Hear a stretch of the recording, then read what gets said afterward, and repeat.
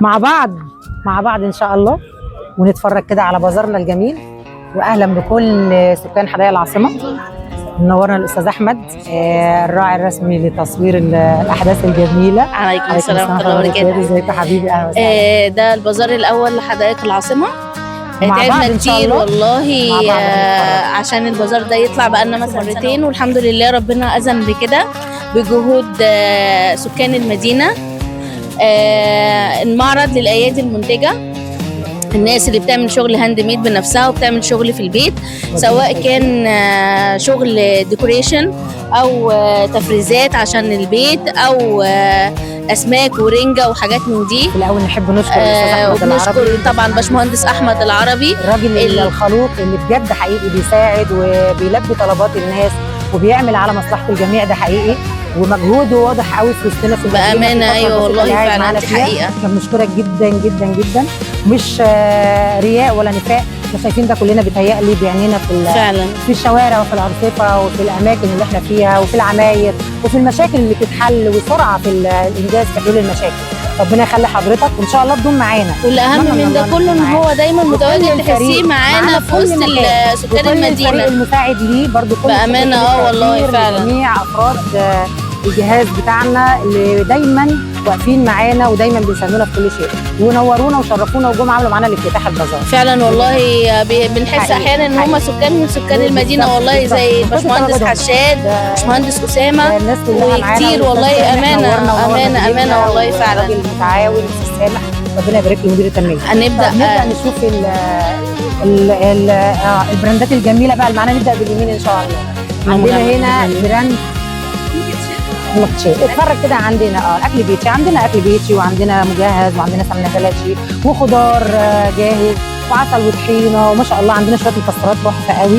بالتوفيق يا رب. وممكن نقرب شويه على رقم التليفون، وعندنا كمان توصيل مجاني لكل اللي هيطلب حاجه في يومين البازار. وبعد كده كمان معانا رقم التليفون اهو على المنتجات بتاعتنا. اتفضلي ام عيل. اتفضلي. المشروع بتاعي لوما كيتشن، اكل بيتي، بعمل وجبات اطعام، بعمل بروجينات، بعمل تجهيز خضار. عندنا كل حاجه بقى على نص آلية هنا، وعندنا مسلوق جاهز على التحمير على طول. عندي هنا نقرب شويه كده بالكاميرا. احنا عندنا هي حاطه لنا الاسعار. ده بانيه جاهز اهوت على 125 جنيه نص كيلو على الآلية. ست البيت اللي ست العمل اللي مش فاضيه. اتفضل. الممبار مسلوق على التحمير. عندنا منتجات فلاحي، الجبنه القريش والزبده، وعندنا قشطه كمان، وعندنا جبنه قديمه تخزين السنه. عندنا جميع انواع الخضار تحضيره. عندنا المحاشي وتفريزاتها. عندنا العسل بكل انواعه واضافاته. شمع العسل، في شمع كمان اهو، عسل اسود وطحينه. الشمع بتاعه ايوه بالظبط. عندنا كمان العسل بالمكسرات، وعندنا كمان اضافات. يعني عندنا مثلا لو حد محتاج غذاء ملكات، لقاح، بروبلي، نقدر نوفر الكلام ده. بنقدر تمام. نوفر. بالتوفيق بالتوفيق يا رب. تحت امر حضرتك، نورتونا. طب لا نكمل هنا بالمره، نكمل طالما باننا جنب شغل البيت.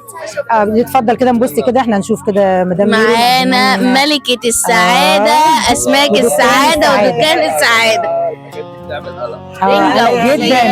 كله يا جماعه من ايديها هي. جاهز على الاكل. كان موجود جاهز على الاكل. موجود معانا طبعا رنجه مخليه، ومعانا سردين تمام، ومعانا فسيخ واسماك متبله، معانا بولتي ومرجان جاهز على الآلية. جاهز على الآلية، متنضف ومتحدق وجاهز على الآلية. معانا كمان رنجه.